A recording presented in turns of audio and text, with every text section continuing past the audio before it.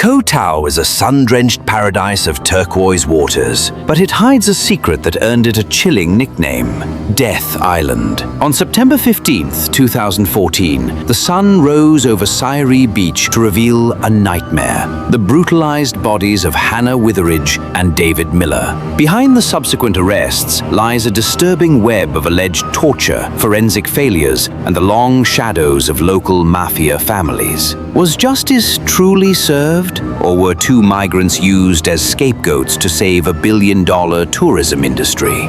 We are peeling back the curtain on the dark reality of the Koh Tao murders. Koh Tao. To the millions of backpackers who have stepped off the ferry onto its sun-drenched piers, it is the ultimate paradise, a tiny 6-mile speck of granite and jungle in the Gulf of Thailand, famous for its vibrant coral reefs and legendary beach parties. But for those who know the island's secrets, Koh Tao carries a much darker name: Death Island.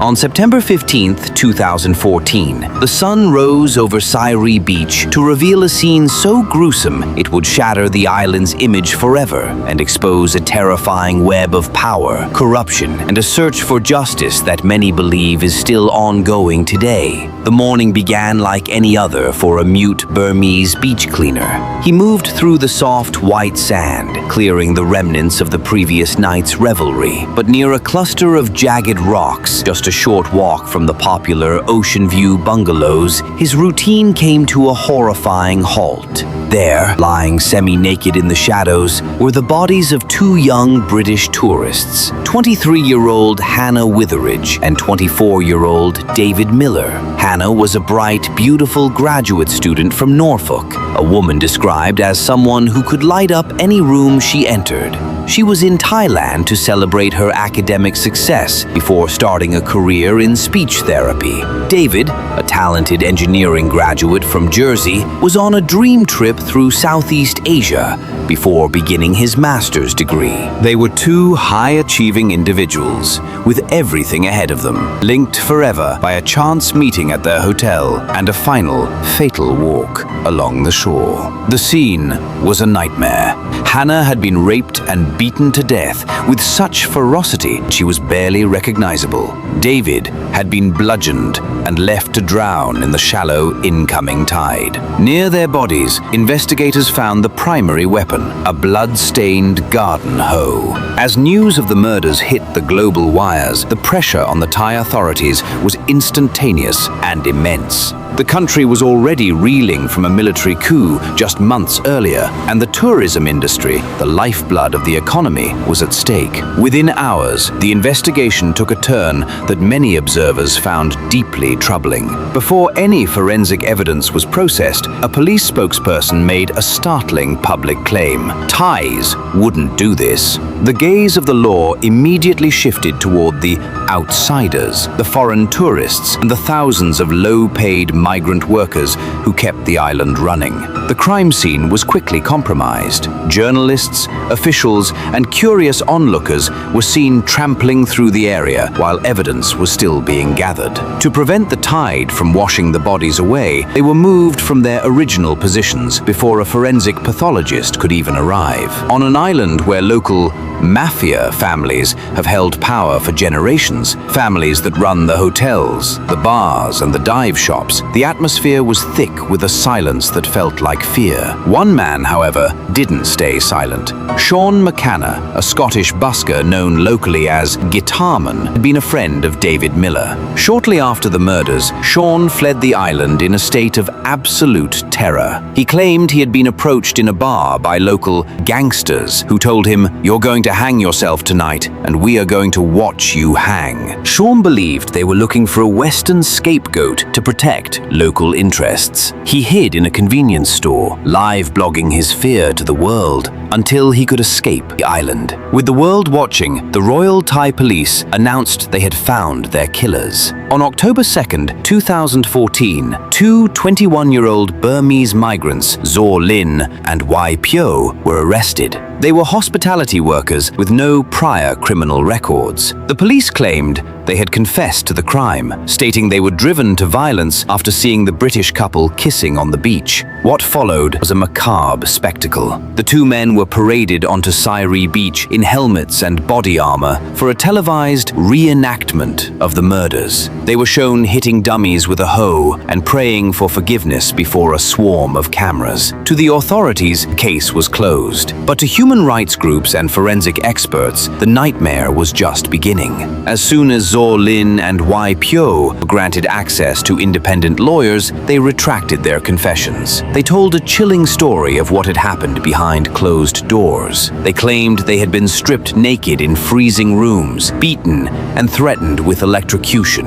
One suspect alleged that investigators threatened to cut off his limbs, put him in a bag, and throw him into the sea if he didn't admit to the murders. Despite these detailed allegations of torture, the case moved to trial. The courtroom in Koh Samui became a battleground of science versus shadows. The prosecution's case rested almost entirely on DNA evidence found on Hannah's body, which they claimed was a 100% match to the defendants. But the defense team, working pro bono, began to pull at the threads of this narrative. They discovered that the DNA collection had not followed international standards.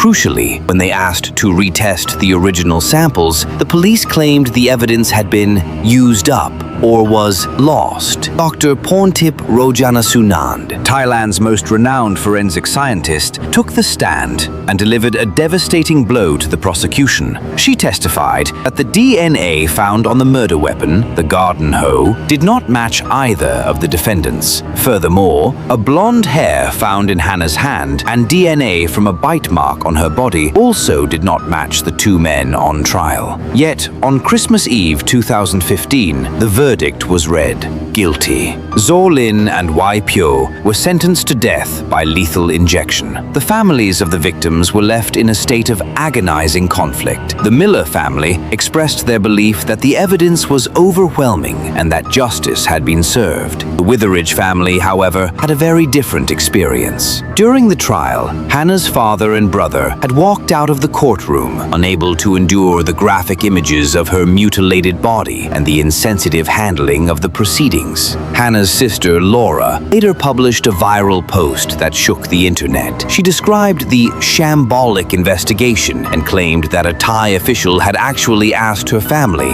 "Why are you so bothered? Just go home and make another one." Laura spent years leading a fierce campaign for the truth, even as she faced death threats from people in Thailand who told her the killers had only done half the job. Tragically, the weight of the tragedy followed Laura until her own death in 2019 at the age of 30, following years of health complications that her family said were exacerbated by the trauma of her sister's murder. As the years passed, the term Death Island began to appear in international headlines with increasing frequency. It wasn't just Hannah and David. Reports emerged of other suspicious deaths on Koh Tao. Tourists found hanged with their hands tied behind their backs. Bodies found in swimming pools with injuries that didn't match the official ruling of drowning, and disappearances that were never solved. In almost every case, local authorities were quick to rule them as suicides or accidents, often before a full investigation could take place. In August 2020, on the birthday of King Maha Vajiralongkorn, a royal decree was issued. The death sentences for Zaw Lin